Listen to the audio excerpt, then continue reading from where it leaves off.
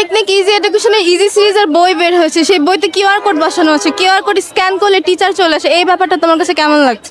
এই ব্যাপারটা অবশ্যই অনেক ভালো লাগছে। প্লাস আমি এখন বর্তমানে যে টেকনিক ইজি এডুকেশনের একজন স্টুডেন্ট বলা যায়, কারণ আমি এখান থেকে এমসিকিউর যে সকল যেই সিটগুলো বের হয়েছে ওইগুলো আমি ব্যবহার করছি, যে কারণে আমার অনেক কমন আসছে। আর এখন পর্যন্ত এমসিকিউ পরীক্ষা বলেন অথবা সিকিউ পরীক্ষা বলেন, কোনোটা খারাপ হয়নি। নবম দশম শ্রেণীর শিক্ষার্থীরা কিভাবে এই বইগুলো থেকে উপকৃত হবে?